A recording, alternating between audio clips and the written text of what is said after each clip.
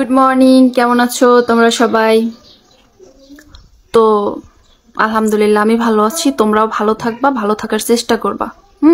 মন খারাপ করে থাকবা না। মন খারাপের কোনো কারণই নেই, হাসি খুশি থাকবে। আর সারা বছরই ভালো থাকতে হবে, কোনোভাবে মন খারাপ করা যাবে না। হাসি খুশি থাকতে হবে। একটা হাসি দাও, জোরে একটা হাসি, জোরে হাসি দাও।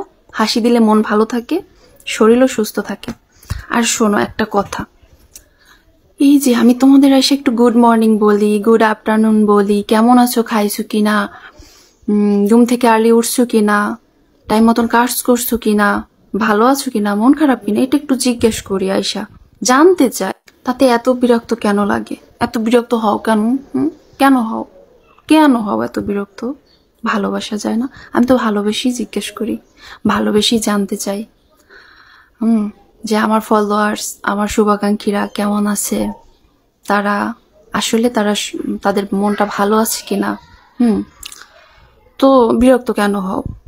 এই যুগে, এই সময়ে কেউ কারো নিজেকে নিজে গুড মর্নিং বলার টাইম পায় না, সেখানে আমি তোমাদের আইসা একটু খোঁজ নেই, একটু জানতে চাই। ভালোবেসে ভালোবাসি তোমাদের। এই তোমাকেই বলছি, কি দেখো তাকাইয়া, কি দেখো? তোমাকে বলছি, তোমাকে, যে তুমি ভিডিওটা দেখতেছো, সত্যি করে বলবা, তুমি কি আমাকে ভালোবাসো না? তাইলে বিরক্ত বিরক্ত হও কেন? আমি তো তোমাকে ভালোবেসি, তো আমি জানতে চাই। তো বিরক্ত হওয়া যাবে না। ভিডিও দেখবা, বেশি বেশি লাইক কমেন্ট করবা। আর হয়েছে, ভালোবাসার মানুষকে হারাইও না। আইসা একটু জিজ্ঞেস করে জানতে চাই কেমন আছো, কি করো। এত বিরক্ত হওয়ার কি আছে? হাসো কেন আবার? আমাকে দেখলে কি হাসি পায় নাকি? হাসো কেন? হাসবা। যখন মন খারাপ থাকবে তখন হাসবা, আমাকে দেখে হাসবা না। তো কথা হইল, মন ভালো রাখবা, আর আমাকে দেখে বিরক্ত হওয়া যাবে না। ভালোবাসতে হবে, কারণ আমি ভালোবাসার মতনই একটা মানুষ। আমি খুব মানে সফট মনের একটা মেয়ে, আমি ভালোবাসার মতনই একটা মানুষ। তো অবশেষে কথা হইল, যে যাই হয়ে যাক না কেন, নিজেকে খুশি রাখতে হবে, বুঝছো? আর একটা কথা হলো, আল্লাহর উপরে যে ভরসা করে, আল্লাহ তাকে কখনোই নিরাশ করে না।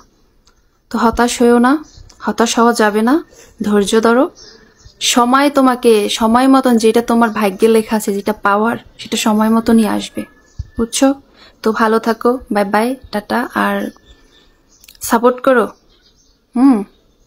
তোমাকে বলছি, ভালো তো বাসো নাকি? এটা তো মিথ্যা না। তাহলে সাপোর্ট কেন করবা না? করো। গেলাম, আবার আসবো। বিরক্ত করতে কিন্তু আবার আসবো, কারণ ভালোবাসি।